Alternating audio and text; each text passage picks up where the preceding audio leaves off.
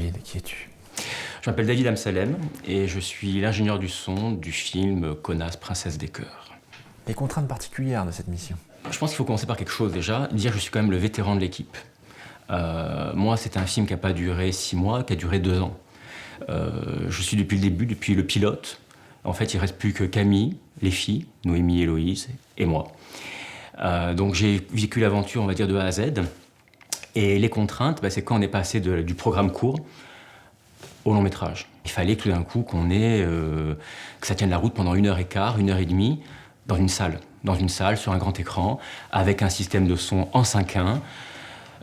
Voilà. Et ce qu'on peut écouter sur un iPhone, sur un ordinateur pendant 2 minutes, ça passe pas de la même manière dans une salle. Il y a une autre forme de créativité aussi dans les animaux, dans les trucs. Énorme, parce qu'en fait, il a fallu effectivement qu'on crée, et là, je remercie aussi beaucoup, je pense qu'on t'a beaucoup parlé de notre magicien, Guillaume. Donc Guillaume nous a énormément aidé. On a eu un coussin, notamment, qu'on a beaucoup utilisé. On a eu En fait, j'ai planqué un micro-dit, micro-perche pour avoir de temps en temps mes ambiances, mais à qui on a transformé en peluche. Donc on lui a mis des petites oreilles, des yeux, une queue. Il y a eu quoi d'autre? Il y a eu aussi des des petites peluches aussi qu'on a accessoirisées. Il y a eu le sac que Camille a quasiment tout le temps. Le sac Delphine Delafont, qui est un sac qu'on a fait faire par Delphine Delafont, justement des trous supplémentaires pour qu'on puisse y mettre des caméras GoPro et aussi des micros. Et on avait quasiment en permanence un couple de micros stéréo qui était une espèce de perche. Et en fait, Camille, on peut dire que Camille a été la principale perchwoman de ce film, parce que très souvent, elle devait orienter le sac en direction de son interlocuteur pour avoir le son de la personne, tout simplement. Et j'avoue que maintenant, elle est assez pro. Ouais. Je pense que je la prendrai comme assistante. Elle est pas mal. C'était Mission Impossible. C'était une mission que tu es content d'avoir acceptée, ou est-ce qu'il y a eu des moments quand même un peu durs? Ce qui a été plus dur au début, ça a été en fait la perte de proximité. C'est-à-dire qu'en fait, on avait été pendant plus d'1 an.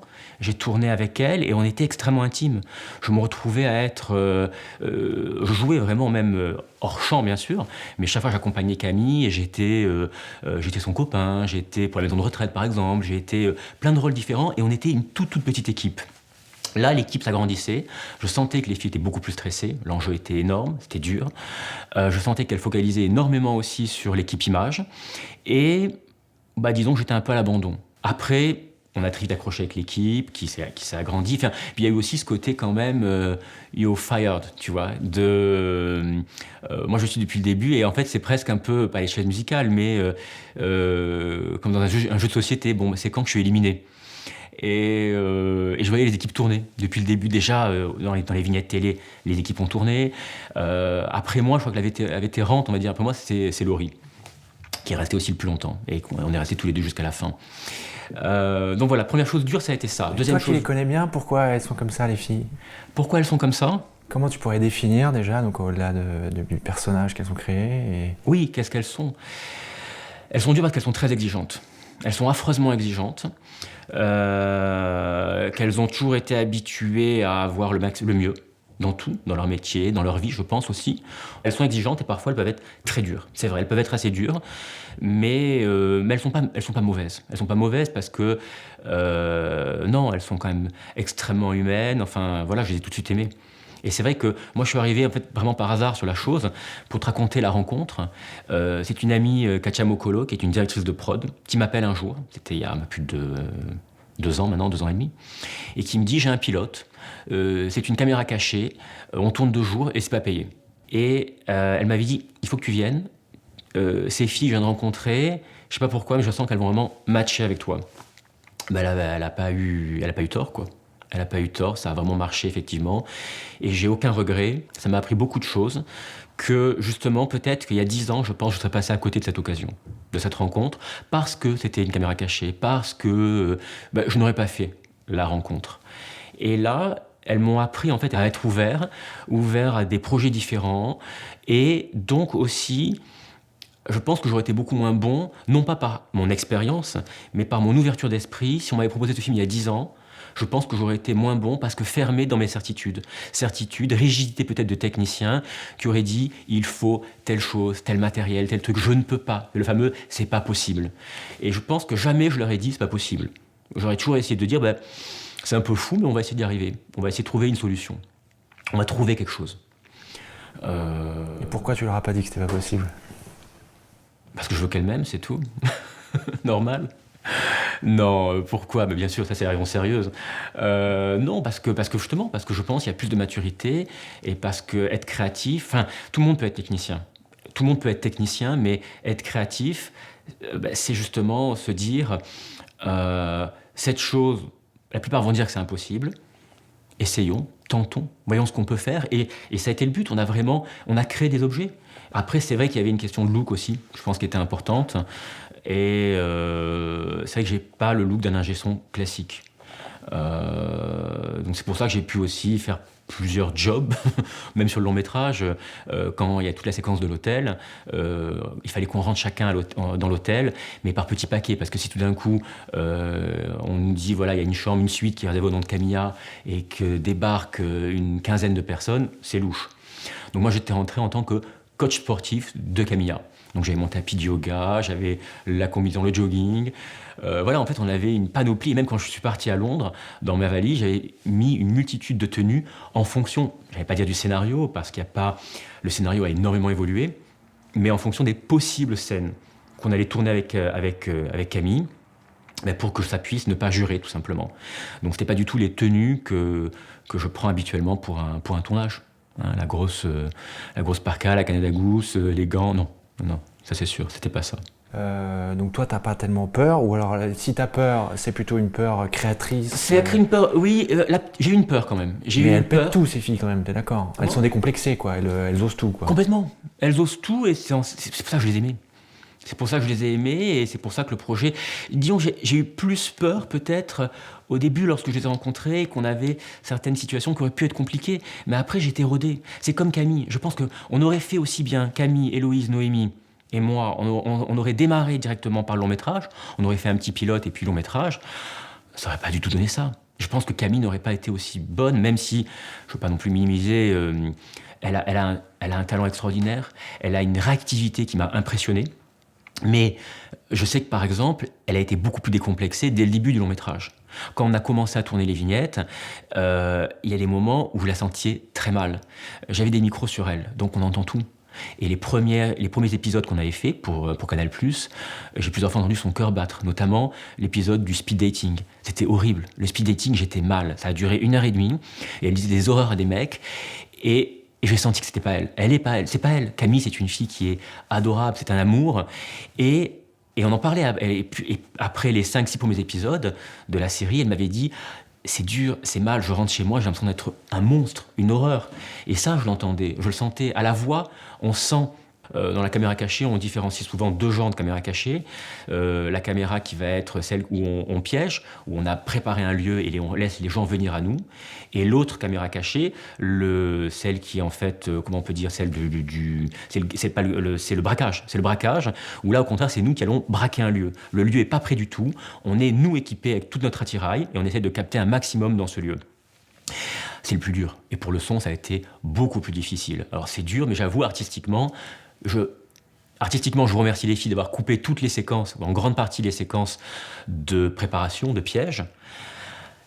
Mais en tant que technicien, c'est plus dur parce que c'est les séquences où effectivement mon son était le mieux préparé et le plus intéressant. Non, t'as répondu beaucoup de questions déjà. La première mission qui va faire roder la deuxième équipe, l'équipe de la deuxième. Tu touches pas là, quand tu touches, ça gratte et ça va faire des parasites. Et n'oublie pas que c'est moi qui mixe en plus cette chose. Ouais. Oui, je me gratte juste là. Donc la première mission, la deuxième session, passer ce lapin à la douane. Donc qu'est-ce qu'enjeu on avait mis sur ce lapin? On avait mis beaucoup d'enjeux sur le lapin. Énormément d'enjeux. C'était effectivement la séquence qui devait commencer. On devait commencer le tournage de la nouvelle équipe. Le départ à Londres, et en fait, les 2 premiers jours ont été catastrophiques. Pourquoi? Moi, je pense qu'il y a une raison, c'est que j'étais pas là, en fait. Et voilà. Non, c'est vrai que j'étais pas là, en fait, la première journée. La veille du tournage à Londres, je file aux urgences à 1h du matin, crise de... Ça n'est jamais arrivé. J'avais un calcul rénal, on dit quoi? C'est une crise de...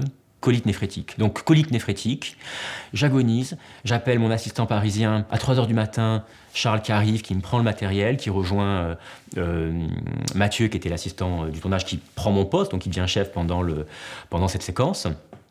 Donc moi j'agonise tout ça, il la tourne, je les appelle, j'apprends que la séquence a merdé, je prends l'Eurostar, entre parenthèses, entre-temps, Béa m'attendait à l'Eurostar pour me filer le costume des Osgard, qu'elle venait juste de récupérer. Enfin, c'était vraiment, à chaque fois, tout était ric-rac, tout était sur le fil du rasoir. J'arrive le lendemain et là je vois une équipe, première journée, pas terrible. Pas terrible, pas top, ils sont pas contents tout simplement de ce qui s'est fait. Et on enchaîne. Et les journées suivantes, la deuxième, plantage aussi. English Manners, là t'étais revenu, t'étais avec nous, t'étais à Londres. English Manners, je suis revenu. T'étais prêt avec un petit coussin. Tout à fait. J'avais mon coussin, mon nœud papillon. C'était un coussin qu'on avait préparé dans lequel on avait mis des micros, qui avaient des petits pompons. C'était compliqué en fait de pouvoir mettre le fameux sac à trous de Camille. Donc Camille ne pouvait pas percher son interlocuteur, ici une interlocutrice. J'avais un petit coussin que j'essayais de mettre dans le décor, comme ça, le plus proche possible. C'est un coussin gris, donc si les spectateurs s'amusent à voir le film, ils pourront voir dans plusieurs séquences le petit coussin gris. Quel est le souvenir de cette séquence ? C'est que les gâteaux étaient dégueulasses. On était dans un lieu qui nous avait été vendu comme un lieu super. Moi, je suis un spécialiste du thé. J'adore le thé et j'ai bu un thé dégueulasse. Donc, c'était cher, c'était pompeux. La séquence a été ratée et les gâteaux étaient infects. Voilà mon souvenir de la séquence. Pourquoi ça a merdé ? On était beaucoup de Français. 2 tables de Français, c'est énorme. On était aussi... on était une table aussi au niveau des techniciens qui était différente en âge, en style. On s'était un peu chacun mis sous notre 31, mais c'était pas le même 31. Je me souviens que Thomas avait un espèce de pantalon un peu pas de def qui était... je sais pas d'où il avait sorti ce pantalon, c'était assez spécial, voilà. Moi, je pense que j'étais peut-être un petit peu trop tiré à 4 épingles. Donc voilà, en fait on va dire que tout était l'attention était plus concentrée sur nous, un peu trop concentrée sur nous, alors on aurait dû se fondre dans le décor. Donc une nécessité d'un petit calage, quoi, c'est ça. Oui. Le vol du Corgi, Cressida, tout ça, t'as des souvenirs marrants? Est-ce qu'il y avait une complexité particulière? Le vol du Corgi, oui. Le Corgi, en fait, la personne le dog walker, c'est ça, c'est un dog walker, donc était piégé. On lui avait donné rendez-vous. On savait, alors le chien, lui, c'était un chien qui appartenait à un dresseur, donc on savait précisément qu'il serait en balade avec cette personne-là qui, lui, ne savait pas. Mais il avait rendez-vous dans un lieu précis du parc pour un nouveau chien. Donc sur ce lieu, on l'a un peu préparé. Par exemple, c'est quand même drôle, ça me fait penser à une espèce de vieux film d'espionnage à 2 balles, mais t'avais les réals qui avaient un landau, et on avait équipé le landau de caméras et de micros. Donc il y avait des micros sur le landau. Moi aussi j'avais équipé, en arbre de Noël, il y avait un arbre sur lequel l'action se passait sous l'arbre, et j'avais mis aussi un couple de micros stéréo au niveau de l'arbre, donc j'avais enfiler les petits micros, les petites capsules sur les branches, cachées après dans les feuillages, les petits émetteurs. Moi, j'étais sur un banc. Et après, je devais courir avec Camille, parce que très souvent, mes émetteurs HF avaient, comme c'était un système réduit, portable, compact, la distance n'était pas gigantesque, et je devais la suivre. Donc j'ai dû aussi courir comme elle sur la séquence. Ce qui m'a fait rire aussi, une séquence pour le chien, c'est lorsqu'on était sur le pédalo. On était sur le pédalo, et moi je me rappelle, j'étais sur le pédalo avec Héloïse et Noémie. Et donc j'avais toutes les 2 qui pédalaient, qui faisaient en fait le machino. Elles étaient réalisatrices machino. Moi j'avais mon installation son, Camille était sur un autre pédalo, et on leur disait plus à gauche, plus à droite, et en même temps il fallait qu'elles suivent. Et je me rappelle de cette schizophrénie. Ouais, c'est vrai que sur ce film, on peut dire qu'on a tous été schizophrènes, on a tous fait une multitude de postes. On n'a pas été à un poste, on était à 2, 3, 4, 5 postes différents. Et tout en même temps, au milieu de ça, c'est « Ah, tiens, toujours être dissipé de « Il faudrait qu'on pense à ça. Tiens, il faudrait qu'on aille faire des courses. On va aller chez Topshop. Hein. » Oui, je me souviens aussi avoir perdu beaucoup d'argent sur ce tournage à cause du shopping, en tournant. Parce qu'on avait un peu la folie avec Héloïse et Noémie, même pendant les prises, de faire du shopping. Voilà, pendant que Camille jouait, comme on a tourné dans beaucoup de magasins, beaucoup de lieux où on pouvait acheter des choses, on a beaucoup dépensé de fringues. Tu te souviens de Kensington, les Green Kensington? Alors ça commence à être les lieux un peu chauds. Ouais. Du coup, comment t'as abordé les choses? Alors là, j'ai abordé il y a eu un moment où notre directeur de prod, Tonio, j'ai senti en fait que vraiment il devenait de plus en plus paranoïaque. Je le comprends maintenant avec le recul, mais à l'époque je le comprenais pas tant que ça. Et dans ces situations qui étaient très chaudes, très dangereuses, déjà qu'on avait mis plus vers la fin du tournage pour pas se faire griller, parce que si on se faisait griller au début du tournage, après on était dans l'impossibilité de continuer tout le film. Et quand on a tourné ces séquences, même parfois il voulait me mettre simplement, il voulait me dire on peut pas équiper Camille, elle peut pas avoir de son sur elle, ça sera du son annexe. Tellement annexe qu'à la fin, on n'aurait pas eu sa voix. Donc j'ai dû me battre, et là, j'ai retrouvé un peu ma situation d'ingé son râleur, chiant, qui hurle le silence sur le plateau, qui hurle pour imposer ses choix techniques. J'ai pas hurlé, mais j'ai menti parfois. J'ai dit non, elle est pas équipée, c'est à côté, c'est les cadres qui sont équipés. Et avec Anne, notre maquilleuse, hop hop, on l'habillait, tac tac tac, et on lui planquait le petit boîtier le plus petit possible, qui avait son enregistreur autonome. Mais je savais qu'elle avait un enregistreur, au moins un micro-boîtier sur elle. Il ne voulait pas parce qu'en fait, il avait peur que si elle se fasse arrêter, on voit un matériel professionnel et qu'on comprenne que c'était un long métrage et qu'on aille rechercher. Le problème, c'est que, et je suis content en fait de l'avoir fait, parce que si je n'avais pas insisté, enfin non, si je n'avais pas même menti, on va dire, dans certaines de ces séquences, comme les Horse Guards, comme la grille de Kensington, eh bien, on n'aurait pas eu ces séquences au son. Et une fois de plus, j'insiste, les filles voulaient vraiment que ça soit une caméra cachée, que ce soit la voix de Camille, qu'on n'ait pas de post-synchro. Alors, on a quelques sons ajoutés, je vais pas mentir, on a quelques sons, mais les sons qui ont été ajoutés, c'est souvent, et ça c'est la production qui a demandé, je pense que c'était un bon choix, c'était pour faire vivre le background, pour faire vivre vraiment en fait des ambiances que j'avais déjà fait à Londres, cette fois-ci avec des vrais micros, des beaux micros, en multicanal même, des belles choses. Et puis c'était rajouter quelques petites voix aux passants, à des choses, voilà, pour rendre... Mais ça, c'est ce qu'on fait dans toutes les fictions. Dans toutes les fictions normales, on va rajouter... c'est pas que le son direct. Mais le son direct, le son des dialogues du film, c'est le son, en tous les cas, c'est le son du film. C'est totalement le son du film. Pris dans le vif. Comment ça s'est passé quand elle est partie au poste pour toi? Kensington, j'ai pas eu peur. Mais Osgard, oui, là, j'ai eu peur. J'ai eu peur pour elle parce que ça a été la violence, en fait. On n'a jamais été violent contre elle. Et là... Camille, c'est quelqu'un qui est extrêmement gentil, qui est adorable, c'est un petit bout de femme, elle est toute petite. Enfin voilà, on la voit même un peu fragile. Et là, de la voir, on l'a prise comme ça un peu, limite, elle touchait quasiment plus terre. Enfin vraiment, les policiers qui étaient donc sur le chevaux l'ont vraiment arrêté, et l'ont arrêté avec une certaine violence. Avec violence, on peut dire même avec violence. Donc cette violence qui m'a fait peur. Ça n'a pas été après l'arrestation au poste. Je pense que le poste, tout ça, après, c'est beaucoup plus conventionnel. Mais ça a été vraiment sur le moment, en fait. C'est ce moment-là où j'ai ressenti sa violence, et je l'ai ressenti aussi au niveau sonore.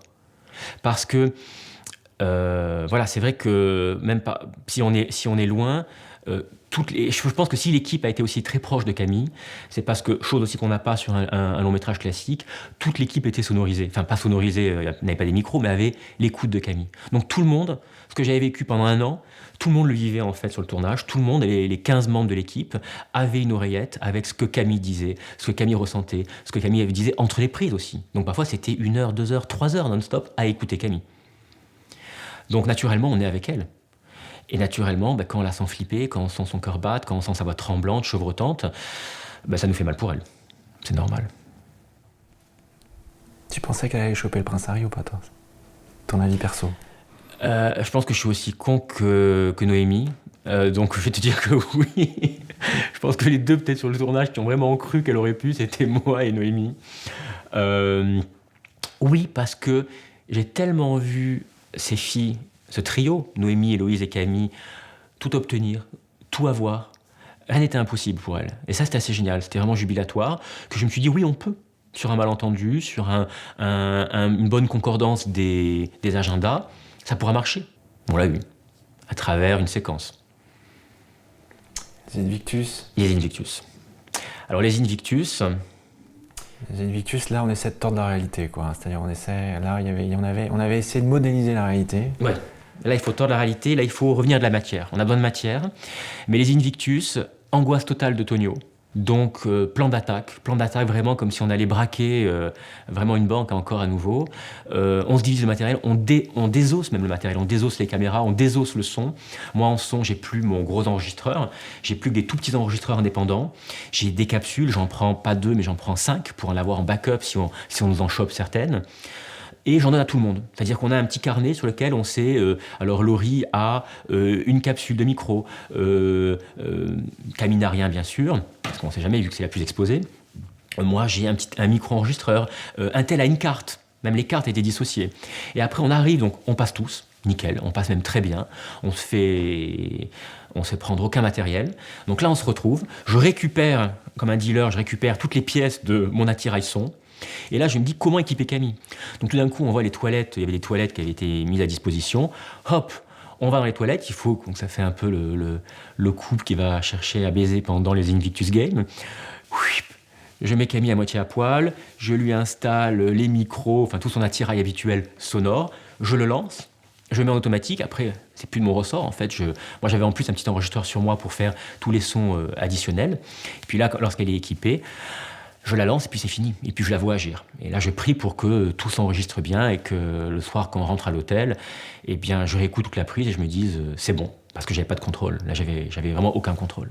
C'était à l'aveugle. Est-ce que tu penses qu'on était sous l'emprise des filles ou toi, tu penses que c'est sous l'emprise, c'est-à-dire psychologique, que quelque part, elles nous ont fait de l'inception, elles sont rentrées dans nos têtes? Elles sont persuasives. Hein. C'est des filles très, très persuasives. Non, je pense que j'ai rarement vu une équipe aussi soudée. Ça c'est que c'est assez génial. Et une équipe aussi où les gens ont... Souvent dans les équipes, chacun remplit son poste, a même le cliché de son poste et pense pas trop au poste, à l'autre poste. Là non, chacun vraiment essayait à ce que ça se passe au mieux pour chacun. Comment ça dérange pas un tel, comment on peut planquer tel truc. Voilà, les gens d'image ont été super sympas avec moi. Ce qui est rare en général, les gens d'image, le son, tu te débrouilles, hein, y a quand même beaucoup de ça. Là non, vraiment, on était vraiment une équipe, quoi.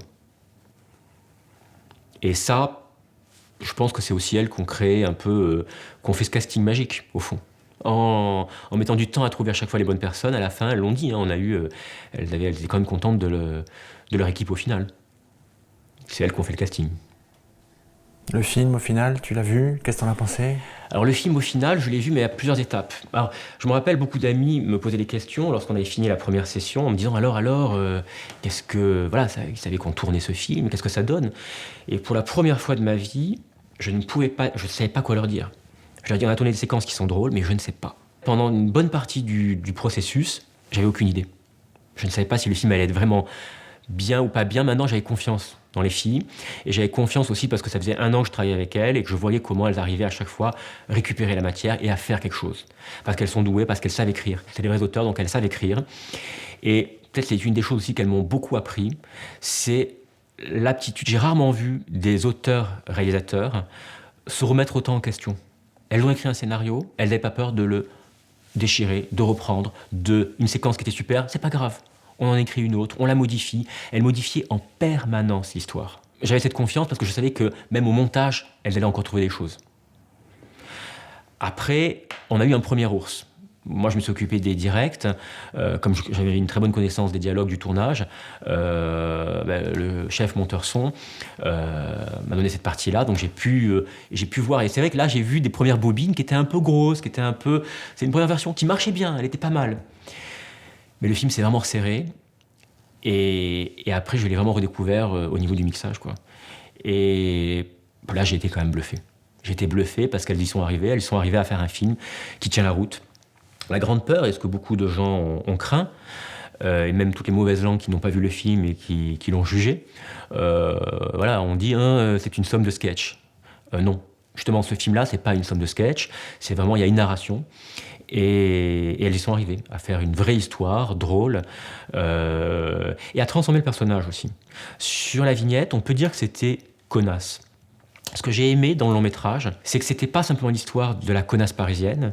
Elle est arrivée à toucher à quelque chose. Alors je sais pas si elles en ont conscience. Alors je trouve qu'elles ont touché quelque chose qui est assez juste sur le climat actuel. C'est une fille qui est très représentative en fait, Camilla, de la jeune génération. C'est pas quelqu'un qui aspire à une vie, elle le dit, plus. Elle veut une vie exceptionnelle. Elle veut quelque chose au-delà du réel. En fait, qu'est-ce qu'elle veut? Elle veut fuir le réel. Et ce que j'ai aimé, c'est que justement, on peut dire qu'en fait, elle est folle. Ou plutôt, elle est allée dans la folie. Elle est allée dans la folie d'oublier le réel. En fait, elle ferait, lorsque Godard, dans Le Mépris, citait Bazin, qui disait le cinématographe substitue à notre regard un monde qui s'accorde à nos désirs, c'est ça. Je pense que Camilla, elle veut substituer effectivement, elle veut transformer le monde pour qu'il s'accorde à ses désirs. Tu le retournerais dans une expérience pareille? Totalement. Totalement, ça me manque. Et c'est vrai que je me rappelle, après, j'ai parlé avec Camille, qui a enchaîné avec la série 10%, et elle me dit, j'ai l'impression que c'est plan-plan.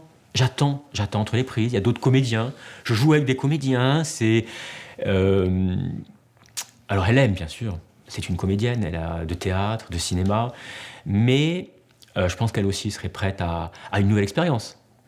Mais moi, si les filles ont un projet aussi fou que celui-là, ou encore plus fou, je signe dès demain, il n'y a aucun problème.